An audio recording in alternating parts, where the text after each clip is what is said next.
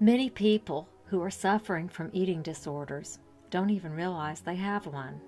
In fact, only 1 in 10 people who have an eating disorder receive treatment for it. Half of all people who recover from anorexia develop bulimia later on. Approximately 24 million people in the United States have an eating disorder, and anorexia is the 3rd most common chronic illness among adolescents. 81% of all 10-year-olds are afraid of getting fat. 20% of people suffering from an eating disorder die from complications resulting from it, such as heart problems or suicide. Patricia Throckmorton is a nurse who has worked with people with eating disorders for 15 years. They must first recognize that they need help, or they won't be able to go for help, or they won't go for help. Mm-hmm. So it's kind of like getting them to the knowledge that there is an issue. And then when you get them to the knowledge that they have an issue, then immediately going to get some help. It could be a number of reasons. It could be control issues. They want to have control of the situation, and they don't have control of situations. So this is one way they can get control, is by controlling their eating. Or it could be a child who is obese, or maybe not even obese, a slightly overweight, or a person who's overweight who has been made fun of over that. And they say, I'm tired of this. I'm not going to put up with it. I'm going to starve myself one way or another so that I'm not called these names. So there's a lot of bullying going on in grade school, high school, junior high in particular. A lot of bullying going on. So there, when you get into that, a child will want to say, however I can do this, I'm going to control it. If you get it later, when they're a little older, 20s, 30s, it's a lot harder to recover fully. The younger you get it, the younger they are, the faster you get it, the more chance there is for a full recovery. They're always going to have to be aware that they've had this eating disorder, so they don't go back into it. With most eating disorders, there's a lot of times a side of them that's depressed.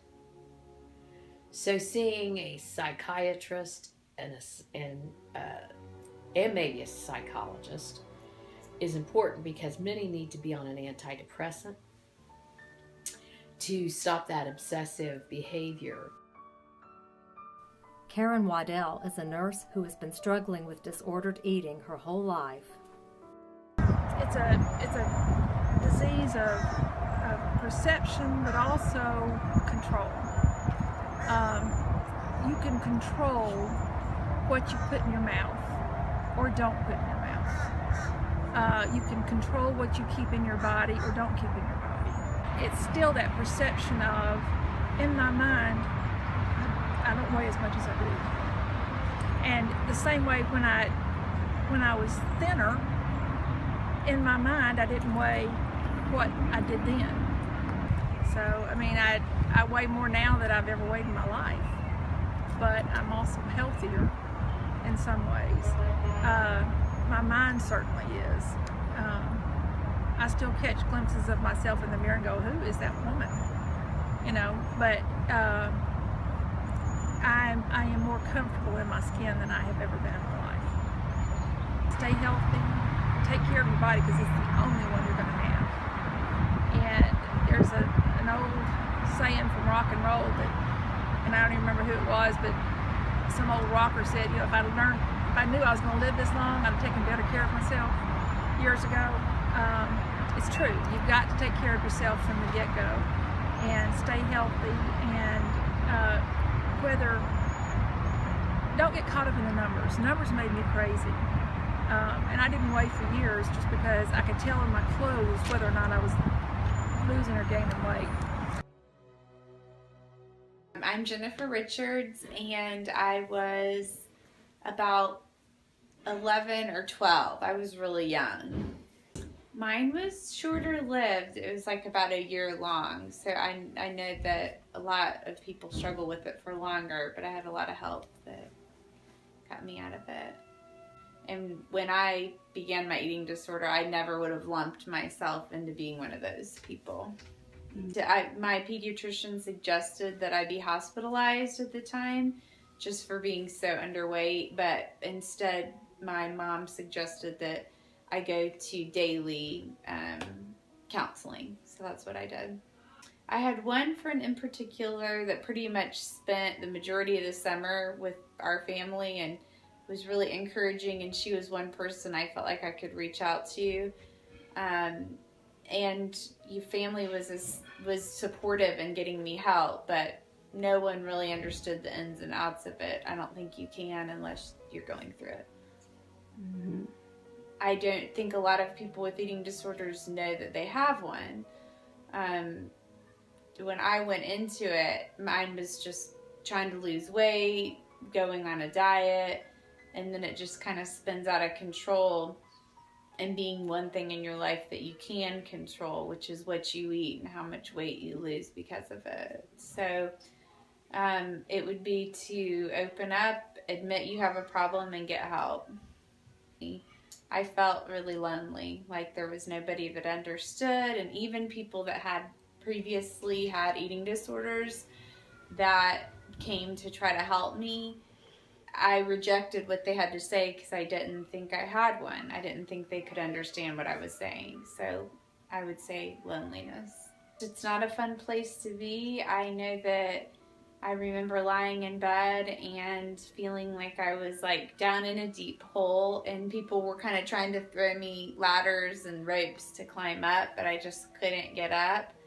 I knew I wasn't in a good spot and I wanted to get out of it, but it was just a cycle that was so hard to get out of.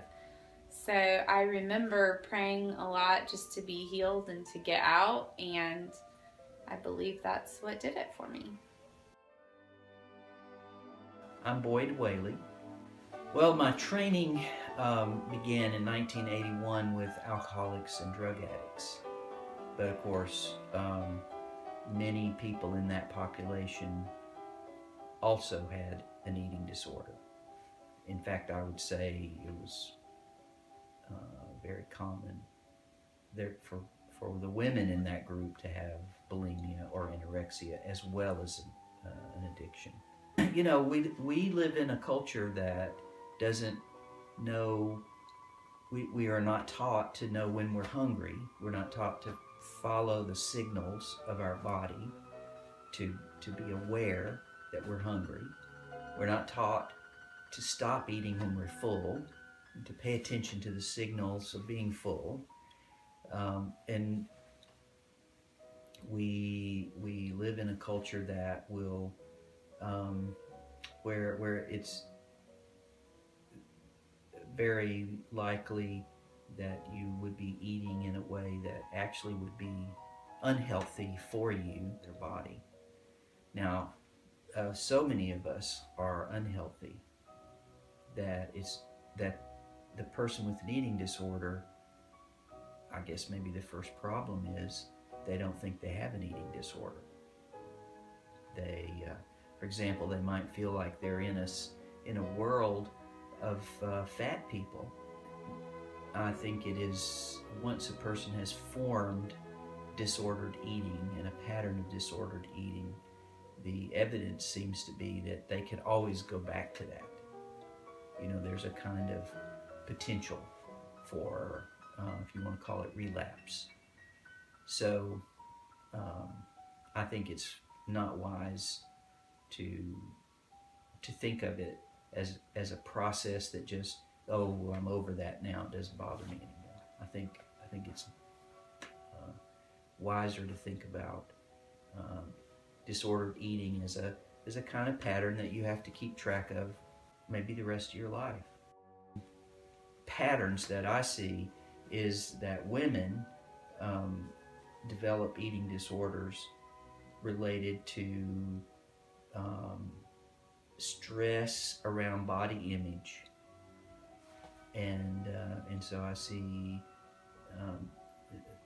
so that eating becomes deeply emotional instead of being about hunger and about stopping when you're full.